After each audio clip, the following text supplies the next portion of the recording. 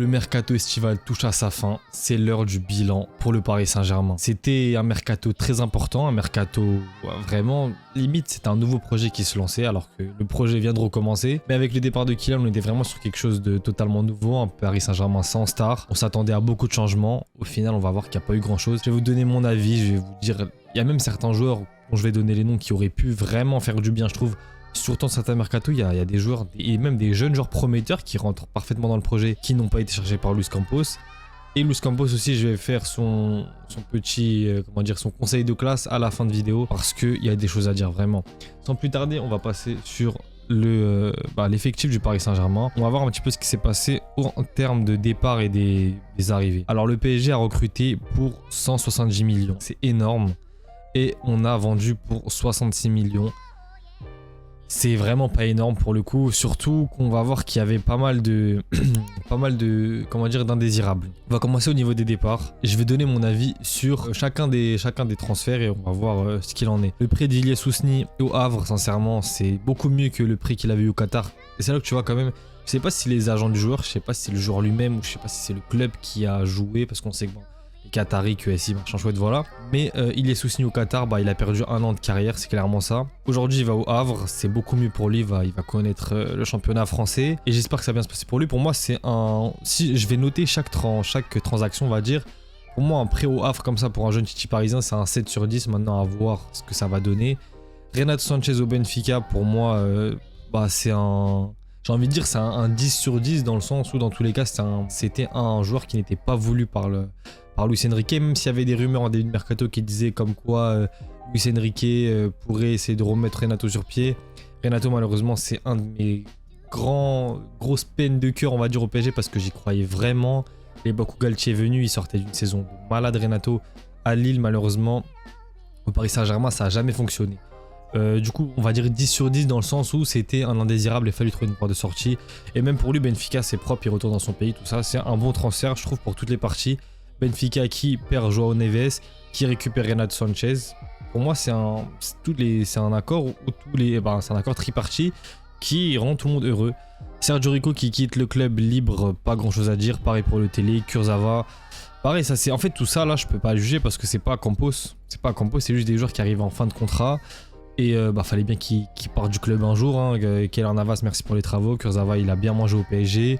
Le Télé il servait pas grand chose et Rico de même, du coup voilà, ils partent sur son club. D'ailleurs j'ai juste envie de voir si Rico il est toujours sans club. Ouais, toujours sans club hein. Ah ouais, ça compliqué hein. Pourtant il a quel âge là? 30 ans pour un gardien, c'est encore très jeune, bizarre.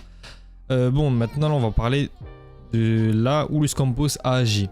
Juan Bernat qui quitte le Paris Saint-Germain sous forme de prêt pour Villarreal, sachant qu'il lui reste pas beaucoup d'années de contrat. Bernat, son contrat il court jusqu'en 2025, ça veut dire que l'été prochain il sera libre. Je ne sais pas si Villarreal prend en charge une partie de son salaire ou pas. Si Villarreal prend, on va dire, plus de 50% du salaire, pour moi, c'est déjà une très bonne opération. C'est un 7 sur 10, on va dire, parce qu'il ne servait à pas grand-chose au Paris Saint-Germain. Et si en plus de ça, Villarreal prend la totalité du salaire, c'est magnifique pour moi. Mais je pense pas, parce qu'il doit avoir un salaire assez élevé au PSG. Si c'est le cas, pour moi, c'est une superbe opération. Bernat qui va essayer de retrouver du temps de jeu. Il a 31 ans, il est clairement sur la fin de carrière. Ça m'étonnerait pas de le voir partir l'été prochain en Arabie Saoudite ou dans un projet dans le genre ou peut-être en MLS ou quoi. Parce que je pense que pour le haut niveau c'est fini, à part s'il arrive à se relancer du côté de Villarreal. Il a été utile au Paris Saint-Germain quand on avait besoin d'un latéral gauche, moi j'oublierai pas, même si c'était loin d'être parfait, mais il a été utile. Donc c'est un transfert pareil qui arrange les trois parties, je pense, le club qui voulait s'en débarrasser, Bernat qui arrive en fin de contrat dans un an et qui dans tous les cas je pense n'allait pas jouer au PSG. Et Villarreal qui avait besoin d'un latéral gauche et Bernat qui du coup partira libre l'été prochain en ayant un an de football dans les pieds et pourquoi pas faire une grosse saison à Villarreal et par la suite négocier une grosse truc salarial là comme on dit déjà, j'ai oublié. Bref j'ai oublié, une grosse prime à la signature, voilà. Nordi Mukiele qui s'en va lui du côté de Leverkusen, pour moi c'est un bon transfert comme Bernat et Renato. Mukiele, il lui reste combien d'années de contrat lui? Mukiele il lui reste pareil. Un an, contrat là-bas jusqu'en 2027. Peut-être que je me suis trompé pour Bernat aussi. Bernat, non, 2025, c'est bon. Mukiele qui est en contrat jusqu'en 2027 au club. J'espère que ça va être un transfert qui va lui permettre de juste d'être revalorisé parce que tant que Luis Enrique est au club, je pense qu'il n'y a pas d'avenir pour Mukiele. Non pas que c'est un joueur que j'aime pas, hein, mais c'est la vérité, c'est factuel. Luis Enrique l'a clairement fait comprendre. Il ne comptait pas sur lui. Pourquoi le garder si il n'a pas envie de garder ce joueur-là? En plus, il retourne dans un championnat qu'il connaît, il retourne dans une très belle équipe. Enfin, il retourne, mais il va dans une très belle équipe. Et ça peut être tout bénef pour le PSG. Si Mukiele fait une grosse saison, il va coûter plus cher sur le marché des transferts. Et ensuite, on pourra le vendre à un bon prix. Alors que vous avez pu le voir, hein, sa cote, elle a bien baissé. Avant, il était à 25 à Leipzig. Aujourd'hui, il est à 10, il a perdu 15 millions d'euros. Parce que tout simplement, il jouait pas du tout au Paris Saint-Germain sous Luis Enrique. Maintenant, Gabriel, du coup, pareil, on va dire c'est un 9 sur 10. À part si Mukiele ressort une saison catastrophique, là, ça va être compliqué de le vendre. Très compliqué même. Du coup, on va dire 9 sur 10 parce qu'il y a un peu de risque. Gabriel Moscardo au Stade de Reims. Ça, c'est un transfert qui me fait peur. Dans le sens où, j'espère me tromper, hein, mais la manière dont Luis Enrique a directement viré Moscardo, c'est pas sous prétexte, mais c'est peut-être vrai qu'il n'était pas prêt physiquement, qu'il n'était pas encore au niveau du club et tout ça, d'accord, il n'y a pas de souci. Mais le fait qu'il ne lui ait même pas laissé l'occasion de jouer 1 ou 2 matchs de Ligue 1, le fait qu'on l'a à peine vu en préparation, ça me fait peur sur le niveau du joueur. Et là, du coup, c'est même pas son départ qui va me déranger, c'est plus son arrivée. Parce que peut-être que c'est une erreur de casting. Et encore une fois, j'espère me tromper. Et c'est pour ça que ce transfert-là, je vais pas trop mouiller dessus parce que j'attends de voir ce que ça va donner avec Reims. Mais ça me paraît bizarre. Après, Stade de Reims, c'est une bonne équipe, hein. Très très belle équipe. Moscardo, il va jouer là-bas, bien. Je vais voir un petit peu juste au niveau de l'effectif au milieu de terrain. Parce que dans mes souvenirs, il y avait de quoi faire pour Moscardo au milieu de terrain. C'est pas non plus un milieu... Il y a Koné, gros prospect. Ouais, sinon le milieu de terrain il est assez... Ouais, si Moscardo fait à le niveau, tout simplement il va jouer, c'est sûr, hein. Après Reims c'est une très belle équipe, mais comme vous avez compris, c'est pas forcément ce prêt là qui me dérange, c'est la manière dont ça a été fait. En plus Moscardo, vous vous souvenez, son transfert était très bizarre, il devait venir en hiver, au final ça s'est pas fait, il s'est fait opérer. Après, il a eu du mal à reprendre avec son club. Comment il s'appelait son club brésilien avec les Corinthians. Je sais pas, c'est bizarre. Le transfert Moscardo PSG, il me paraît bizarre. Bon, son prêt, on espère que ça va bien se passer. Ça sera tout bénef pour nous, mais bizarre. La Vallée, pas grand chose à dire. Lemina, pareil, pas grand chose à dire. Cherrendour en prêt, pareil. Hein, Cherrendour, tout comme Gabriel Moscardo. Sachant que lui on l'a eu libre, Moscardo on l'a payé. Moscardo c'était 20 millions je crois si je me souviens bien.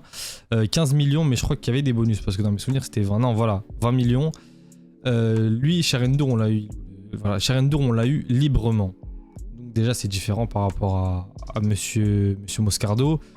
Mais je pense qu'aussi on est sur une erreur de casting. Hein. Clairement Luis Enrique, il lui a laissé sa chance. Hein. Mais on a vu que c'est pas Luis Enrique compatible. Il a fait une pige au Portugal. Maintenant, il se retrouve à Beşiktaş. Voilà, il était à Braga. Braga, club soi-disant ami du Paris Saint-Germain, même si leur partenariat il ne sert pas vraiment à grand-chose, j'ai l'impression. Maintenant, Cherrendour, Beşiktaş. J'espère que ça va bien se passer pour lui. J'ai vu quelques clips passer sur Twitter où c'était pas mal. Maintenant, pour moi, c'est juste un joueur à espérer qu'il sorte une grosse saison et qu'on puisse le vendre, je sais pas, aux alentours des 10 millions. C'est un 2004, il a 20 ans. Pourquoi pas gratter 10 millions comme ça sur un joueur qui n'a rien coûté au club à part l'indemnité de... Plutôt le truc salarial, j'ai oublié. Voilà, j'ai encore oublié, vous voyez. Parce qu'il est 1h du matin, on voulait pas. Mais vous avez compris, le prime à la signature, voilà, la prime à la signature, ça a coûté que ça et son salaire. Donc voilà. Mbappé au Real Madrid, transfert libre, pareil, c'est pas Campos. Et Edouard Michou à Demirspor Sport, de même. Et Ekitike, pareil, je pense pas que c'est Campos parce que c'est en accord avec le transfert de Kolo Muani, Nasser qui voulait absolument Kolo Muani, Ekitike qui s'est fait jarter par le club clairement. Aujourd'hui on voit, en plus je mentionne sur TikTok, j'en avais parlé, j'avais dit que pour moi Ekitike allait réussir quoi qu'il arrive en Allemagne. Pour moi sincèrement je le voyais même réussir au PSG mais c'était pas possible. En fait il arrive au pire moment. Il arrive dans un PSG avec Neymar, Messi, Mbappé, Galtier en tant que coach, c'était n'importe quoi. Et malheureusement, c'est un joueur qui est arrivé au mauvais endroit, au mauvais moment. Peut-être qu'un Ekitike qui arrive sous Luis Enrique aujourd'hui, c'est totalement différent, mais bon, on ne saura jamais. En tout cas, grosse force à lui, à Francfort. Il mérite ce qui lui arrive, hein. Je suis vraiment content pour lui. Et du coup, Ekitike, on a gratté 16 millions, mais je crois que c'est un peu plus avec... Parce que bon, il n'y a pas les bonus avec Transfermarkt. Le transfert de Manuel Ugarte, Un transfert qui a pris 99% du mercato parisien, j'ai l'impression. J'ai l'impression que le mercato parisien, il a été tourné que sur le transfert d'Ugarte et Soler. D'ailleurs, le transfert de Soler, il n'est pas affiché encore ici parce qu'il est 1h du matin, ils ne l'ont pas encore mis. Mais Soler à West Ham, c'est officiel à l'heure où je tourne. Et par rapport à Ugarte, voilà.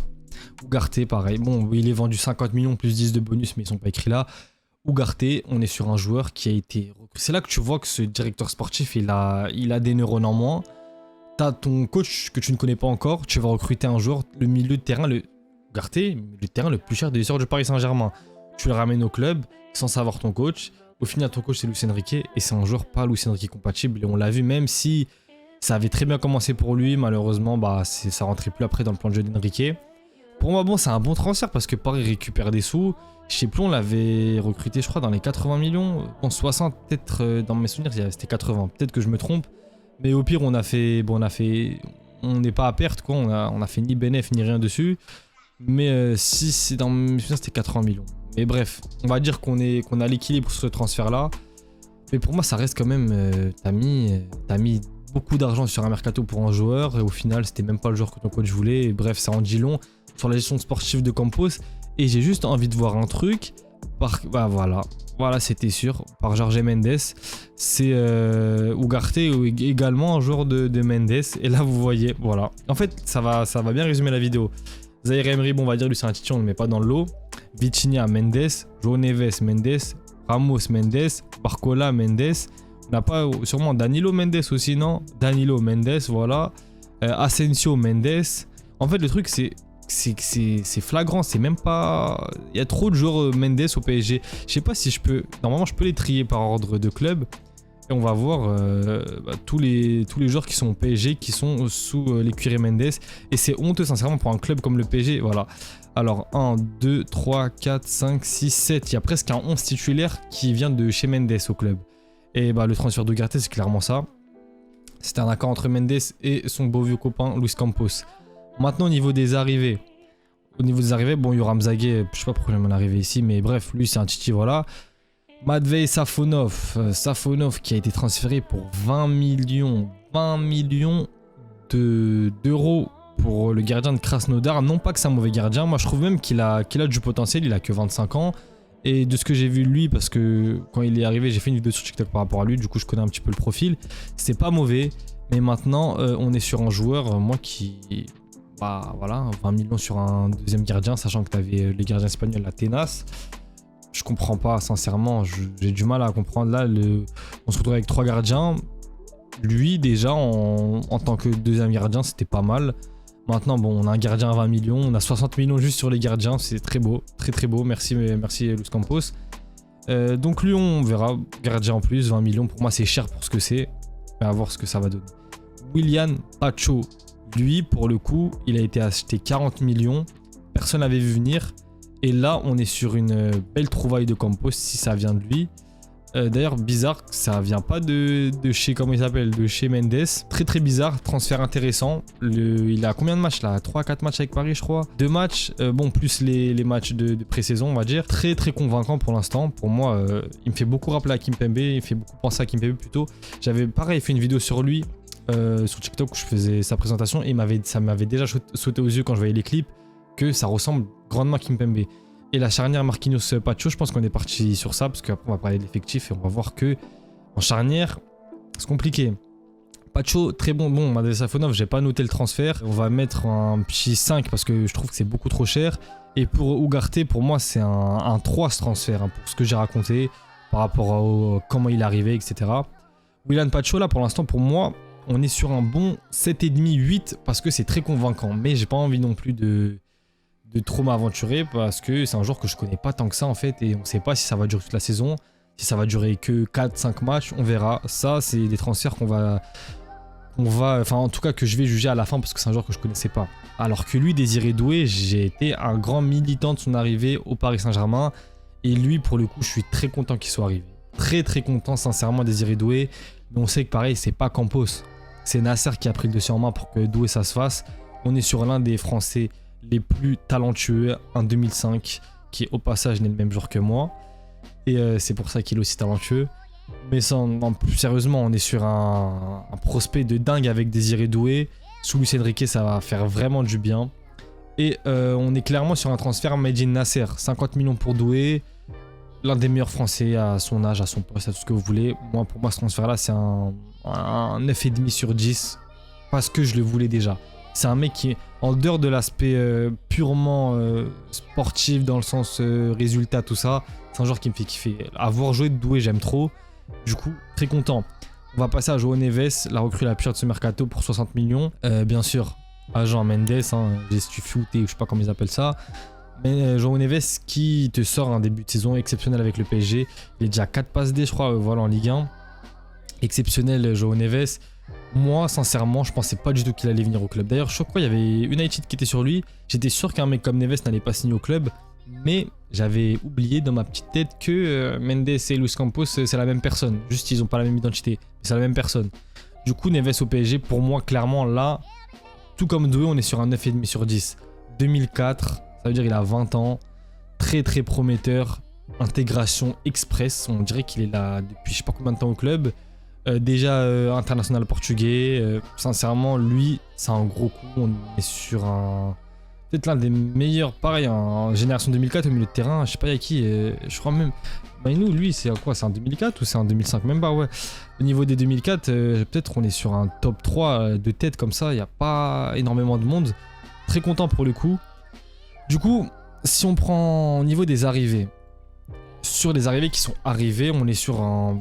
Globalement, on est sur un bon 7,5, 8 parce que les joueurs sont très intéressants, mais il manque énormément de joueurs et là, on va le voir avec la revue d'effectifs qui va faire mal. Défense centrale, on se retrouve avec Marquinhos, capitaine, rien à dire. Bon, les gardiens, on passe. Marquinhos, capitaine, rien à dire. Pacho, comme j'ai dit, je vais pas me répéter, très convaincant pour l'instant. Beraldo, prometteur, sans pour autant être pour l'instant un crack exceptionnel, mais prometteur. Et il aurait une marge de progression. Faut pas oublier qu'il vient du Brésil, il arrive au mois de janvier, contexte compliqué, tout ça. Pourquoi pas? Moi, j'ai confiance en lui. Milan Skriniar, bah alors là, on commence, les problèmes commencent. On est sur un joueur qui n'est pas voulu par le coach, on est sur un joueur qui a un salaire énorme. J'ai la flemme d'aller chercher son salaire, mais le salaire de Skriniar, on va aller le voir quand même. Salaire Skriniar PSG, on est sur l'un des plus gros, je vais voir sur Capology, on est sur l'un des plus gros salaires du club. Et tout ça grâce à qui? Grâce au bon vieux Luis Campos qui a décidé d'allumer Skriniar. D'ailleurs, je sais pas s'il est... non, il est pas chez Jorge Mendes. Skriniar, 4ème plus gros salaire du club. Il est à 16 millions par an. Tu m'étonnes qu'aucun club veuille aller signer. J'espère que vous m'avez bien entendu parce que j'ai bougé du micro. Je disais qu'il a 16 millions par an et que c'est pour ça qu'aucun club va aller signer. Et on est sur un mec qui a 29 ans et qui va sur ses 30 ans. Il coûte 30 millions. Dieu merci, on n'a pas mis les 70 millions que demandait l'Inter à l'époque. On lui a donné une grosse prime à la signature. Un salaire de fou. 4ème plus gros salaire du club. C'est énorme, vraiment. Il est derrière Marquinhos, Hernandez et Dembélé. Devant Hakimi, c'est de la folie le salaire qu'ils lui ont donné. Et là, on est sur un invendable à qui il reste encore 4 ans de contrat. Voilà où on en est avec Skriniar. Et sachant que le club ne veut que le coach ne veut pas de lui. Et il a clairement fait savoir, et on le voit, il n'est même pas appelé, il va pas jouer cette saison. Ça, c'est effrayant. Presnel Kimpembe, pareil. Bon là, au niveau des gauchers, on en a 2. Ça veut dire, voilà, Lucas Beraldo, Pacho. De toute façon, pour moi, le transfert de Pacho, il ramène Kimpembe petit à petit vers la sortie. Donc, au niveau des centraux, on s'en retrouve avec il est où Danilo également, je ne sais pas où il est. Bon, il est au milieu de terrain. Mais Danilo aussi. Joueur qui n'est pas voulu par comment il s'appelle, par Luis Enrique. Au niveau du salaire, Danilo, ça doit être assez faible. Ouais, voilà, il est à 3 millions, donc ça va. Mais pareil, un joueur qui n'a pas réussi à être vendu par Luis Campos, c'est pareil, je comprends pas. Surtout que ton coach ne le veut pas, donc tu dois tout faire pour le vendre et demande à Mendes. Mendes, c'est ton grand collègue, qui t'aide à le vendre dans ce cas. Peut-être qu'il va partir en Arabie Saoudite vu que le mercato ne ferme pas maintenant, mais à voir là, à l'heure où je tourne, il est toujours au club, donc je juge sur ce que j'ai actuellement. Par rapport à Hernandez, mon blessé, Achraf Hakimi, il est là, Yoram Zagué, ok, Colin Dagba, et il est où? Nuno Mendes, voilà. Donc là, on se retrouve avec 2 de nos centraux gauchers qui sont blessés.